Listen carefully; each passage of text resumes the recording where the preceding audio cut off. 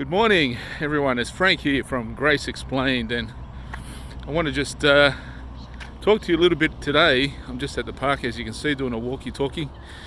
It's a beautiful morning. I hope everyone's well. Just a little bit about me and my channel and some of the things to look forward to soon. If I was to describe myself, I'm started this online YouTube ministry about November 2019, and it was born in Canada. Believe it or not, I started this in Canada with the help of my friend Eric Wilson. When I was in Canada at that time, I was there for about a week. I also got baptized in a bath, not in a pool, in a home of another Canadian over there. His name is James Penton. Lovely old man. What a beautiful guy, and his wife too. And there was a few of us there, and it was a nice occasion to do that with them. It was a privilege, to be honest with you. I really enjoyed it. So that's a little bit about where I started, but that's not who I am, and the reason why I want to bring this up to you is that I'm a child of God. I'm just a regular guy. I don't have any theological or any seminaries behind me. I'm not a scholar of any sort. I'm just a regular guy. I spent 30 years as one of Jehovah's Witnesses, and my identity was in the doctrine of the other sheep, which was a friend of God. So if someone spoke to me and said, "Who are you?" I would say I was a friend of God, not a child of God. I was somebody that wasn't in a covenant. I was a sinner. Because the difference between a child of God and a friend of God is this: you are fully sanctified. Therefore, you're a saint when you're a child of God. But when you're a friend of God, you're not a saint. You're still a sinner. And that's by nature. You see, you need to be born again to become a saint. And that's such a big deal, guys. It's such a big deal. But just in my past, some of the things that I did was that as a Jehovah's Witness, I got baptized in 1990. I regular pioneered not long after that. I was made a ministerial servant about 2 years into my being a Jehovah's Witness, 2.5 years I think, and it's quite quick actually for that congregation. It was a congregation that almost took a decade to become a servant. Not that I was reaching out for any particular privileges, but that's how it worked. And I remember one brother coming up to me and saying, that's pretty quick. It normally takes years and years for this body to appoint anybody. So they were quite astounded at, some of them anyway, of my appointment. I didn't care. It was a great congregation, by the way. I really loved that congregation and the people that I was associated with. I learned so much from them. And, I have some dear friends there. Of course, because of the current policies of disfellowshipping, I won't have any contact with them, but I will never forget a lot of these men and women in that congregation. Some of the things I accomplished as a witness was I was in the quick build team in New South Wales. I was invited to go to a few quick builds, which they went up. If you're not familiar, I don't know if it happens anymore. Within like 72 hours. Normally the foundation would be laid. You'd turn up to the site, and then in 3 days, voila, you'd have this kingdom hall ready to go. And it was always a beautiful time to be with different people. You meet up with the same people. You get to know who's who, and you just enjoy that camaraderie and working together. And it was fun. I actually really enjoyed it. It was good. I've had some other privileges. I've been on the stage a few times. I went and served where the need was great. in New South Wales. I went to a little congregation called, a little town, it's called Narrandera, and I was there, served as a ministerial servant there. Did there for about, I don't know, just under a year I think. And that was quite an experience. Worked with a small country congregation, and it was nice. It was good. You know, it was something I always wanted to do, and it just worked out that way. I pioneered out there. It's just a little town at a place called Wagga Wagga in New South Wales, just off Wagga Wagga, if you know anything about our country. So yeah, that was a nice privilege. But going back to what reason why also I'm bringing this up to you is that I've started to make comments into the comment section, which I've never done in the past. So I've just started that. So I asked that show me a bit of grace there. I'm not really, I don't want to dominate anyone's comments. I like people to just freely speak and say what you got to say. Agreeing or don't agree with me, that's fine, because it's not about that. It's about association. It's about being upbuilt. According to Romans 1, 11 and 12, it's an interchange of encouragement. And I think that's what the whole idea about is, I believe anyway, is why we, and this is what sort of prompted me to start commenting. So I'm going to make mistakes, and I am growing and still growing in my understanding of grace and what it looks like. I don't have a set schedule. I take things on as they come. It's sort of easy. And I think that's what the Christian message should be. I will be starting the book of Romans. I was going to do Luke, but I thought, no, I'll do Romans. Let's start on Romans. So that's a topic that I'll be hitting coming up this week. So that'll be I'll look forward to hearing what you've got to say as well. That'll be nice. I'm just changing hands.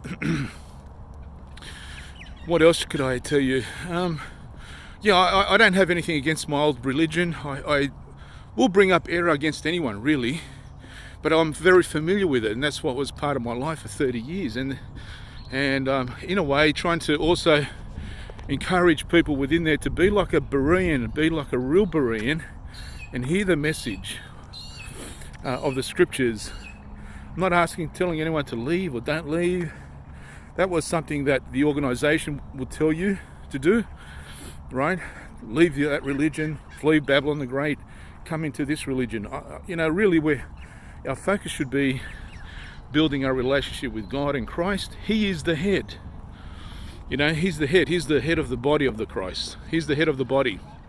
So really, we should all be talking to Christ, and he will get feedback because he's in us. He's getting feedback as the head. It's interesting when you look at the head, the brain doesn't feel anything. You can put a fire to it and it won't feel it. But the way the brain works, I guess, it's protected, it's there, but everything is connected to the brain. And so it gets a feedback from the body on what's going on. That's why they say the power of the mind, right? It can do marvelous things to your body if you really believe it. And a lot of people are touching or grasping this, and they're trying to, in some way, change people's thoughts and feelings, and through affirmations, through talking to yourself, or whatever it is, right? You notice that? Well, it's interesting that Jesus says he's the head of the congregation. And it's interesting also that Paul says we're part of the body.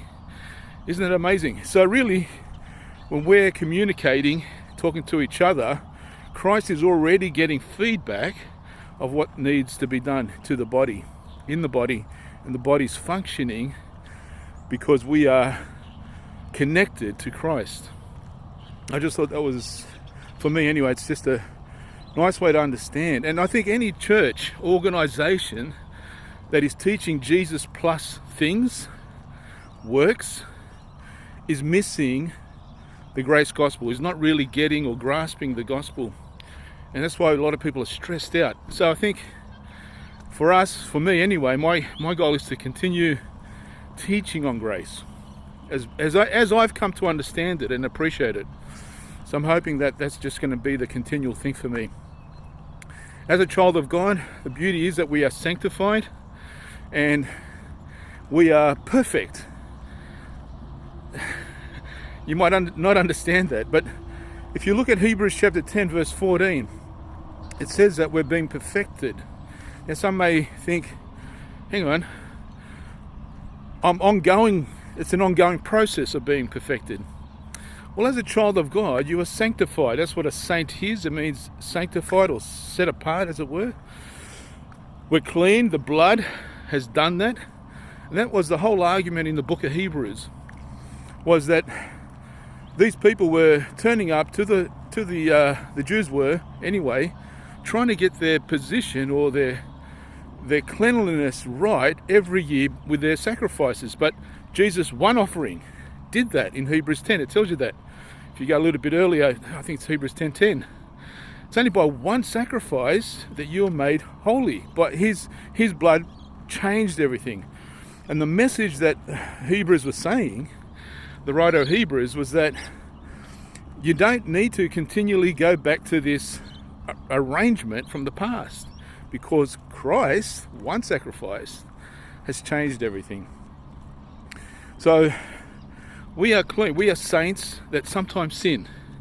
So therefore we are, as a child of God, we are in a very strong position to live out our lives. And our ministry doesn't have to be regimented. It doesn't have to be in whatever order it should. It should be as we walk, as we talk, as we work, whatever it is that we're doing.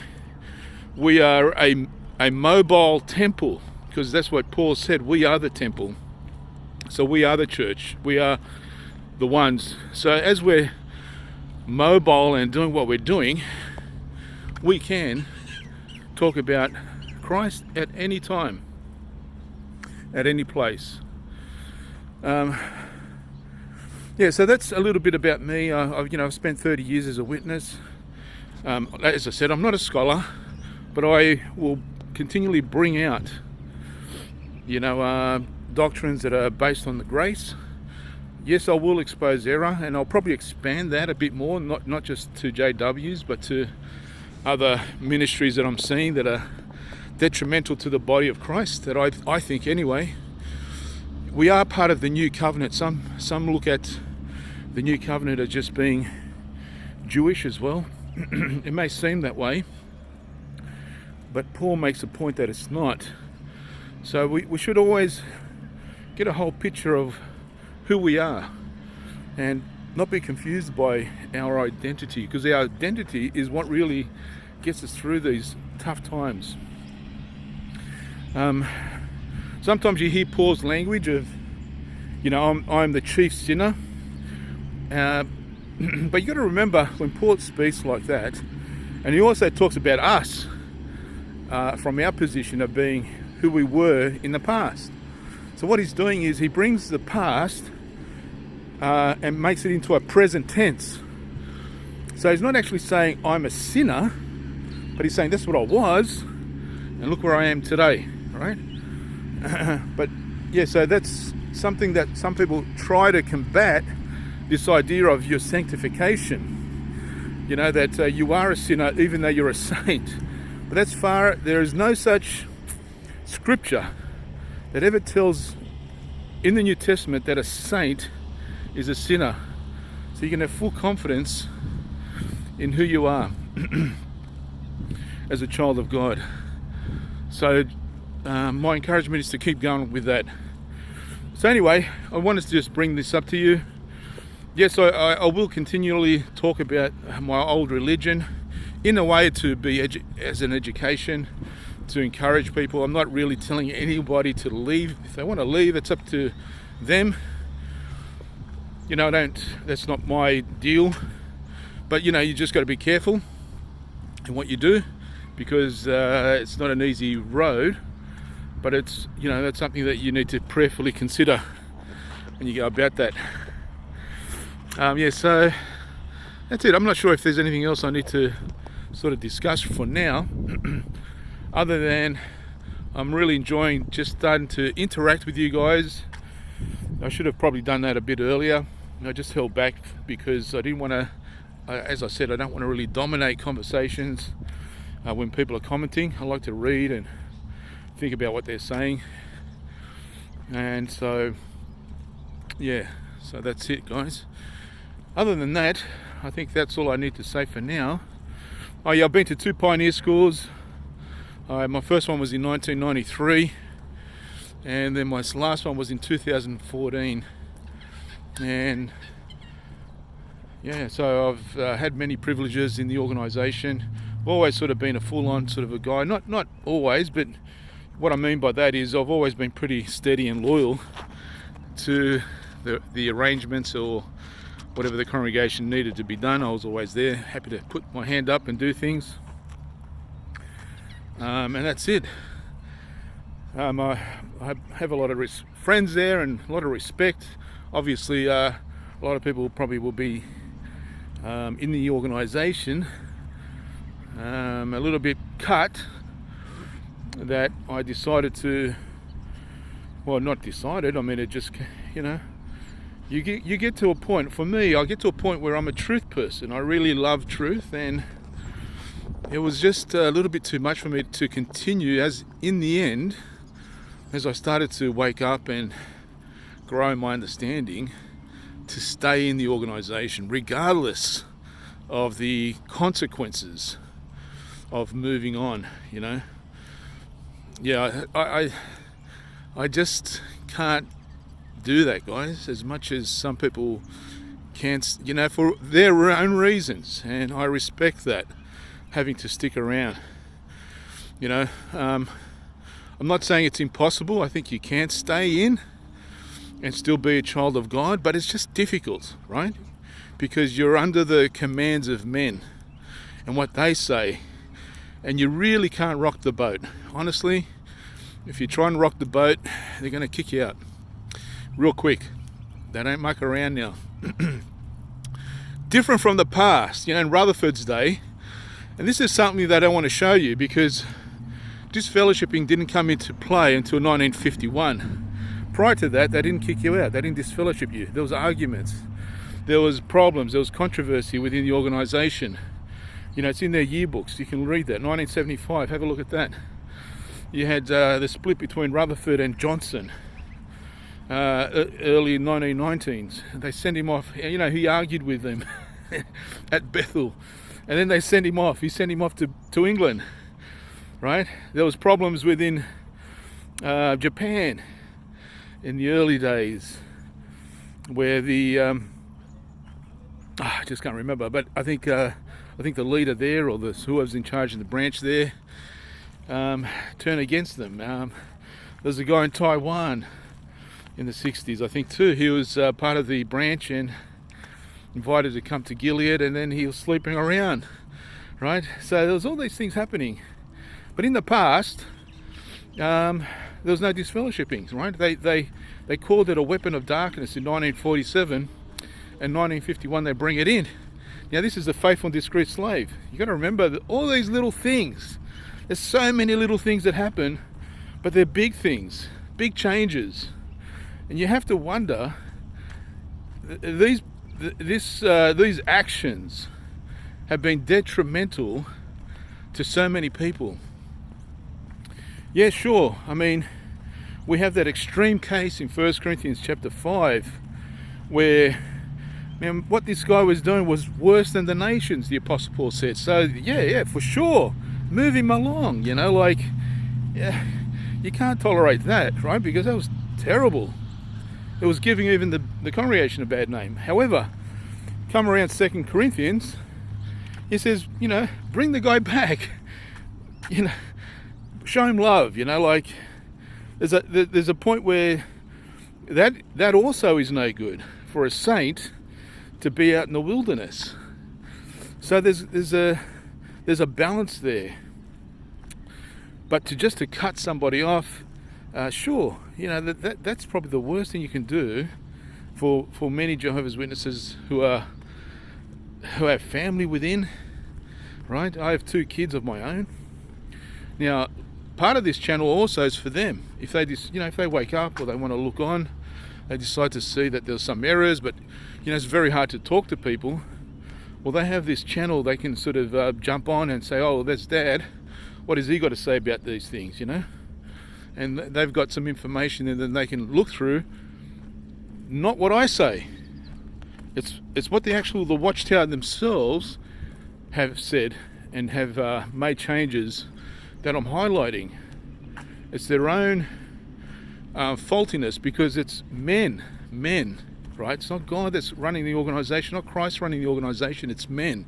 It's a corporation. So you'll always find error with this arrangement. That's why you have these other XJW channels doing so well, because it's easy pickings. It's not hard. You can do this all day. They can do this all day till the day they die. They'll always find something wrong. I'm not about that. I mean, I understand that. I'm happy to do what I think is really important, some of the big tickets. But that's not what my ministry is based on. It's based on grace. So that's what I'm all about, is teaching about grace, what I understand, and sharing it with you guys. So that's been my morning talk, guys, a little bit about me. And this is where my channel is going and what it's about, okay? Talk to you soon. See you soon.